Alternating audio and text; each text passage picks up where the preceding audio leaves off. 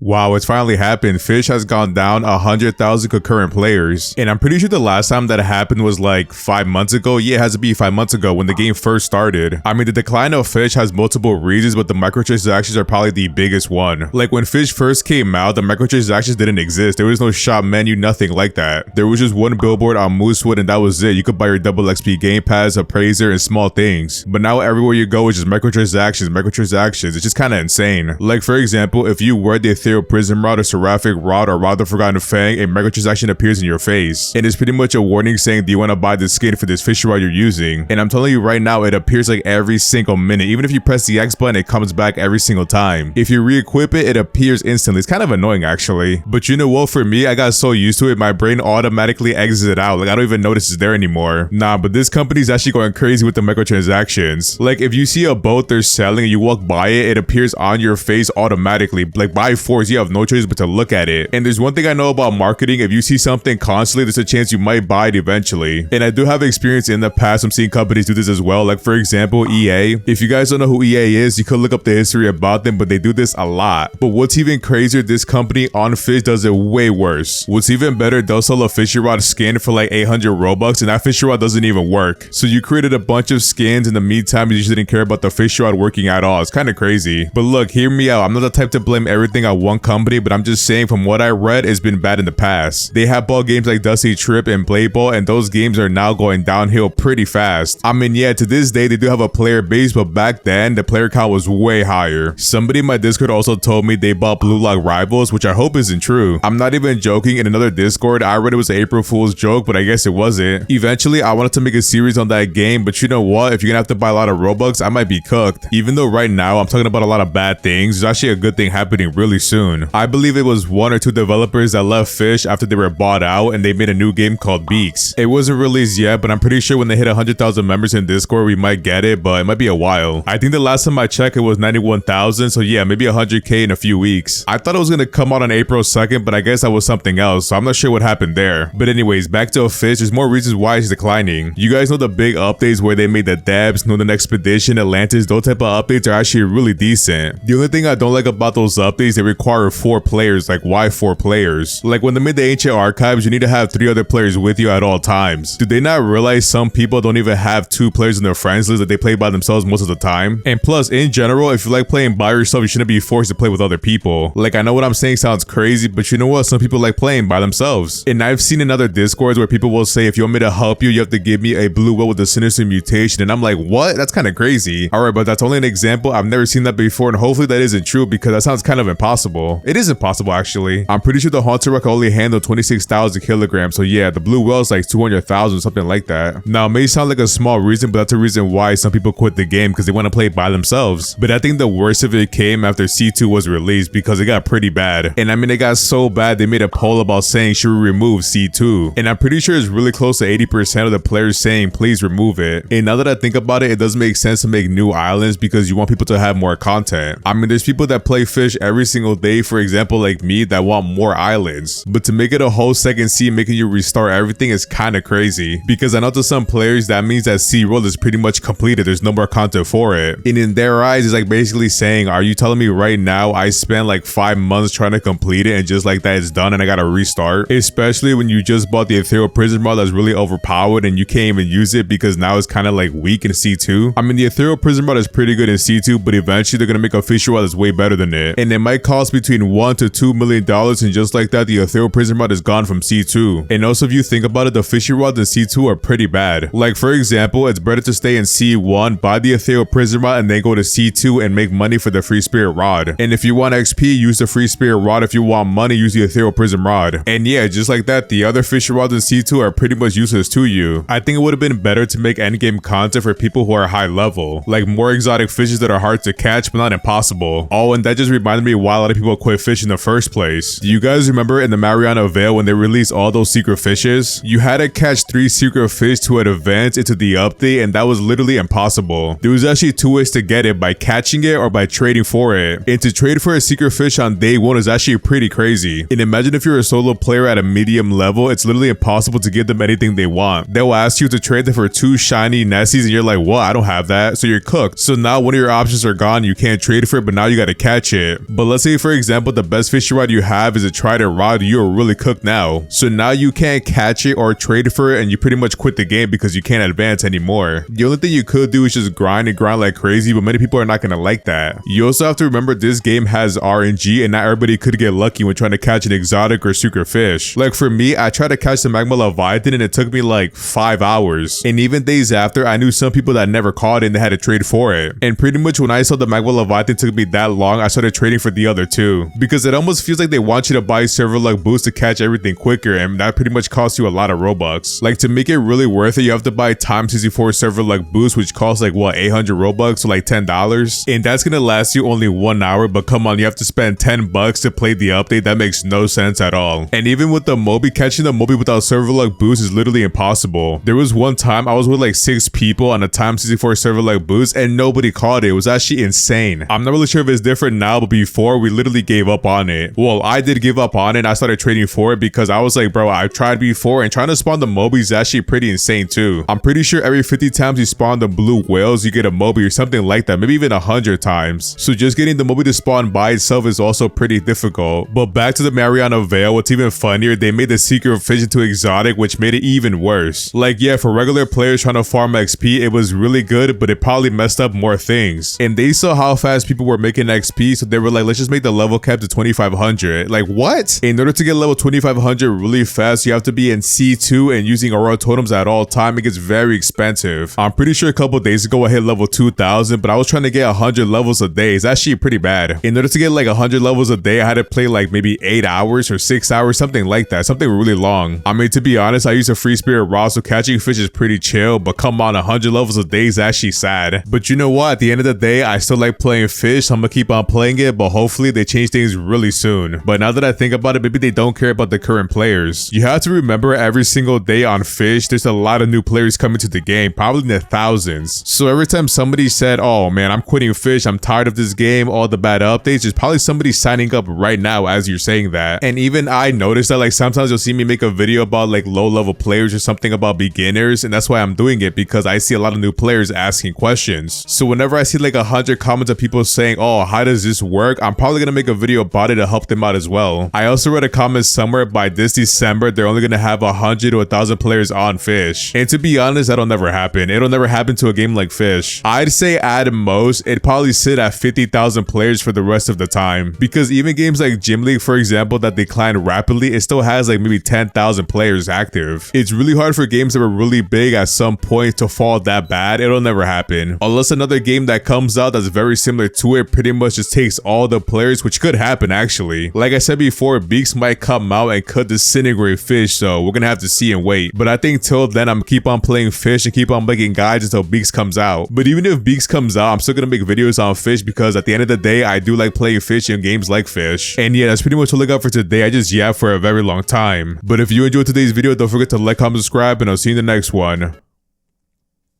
Peace.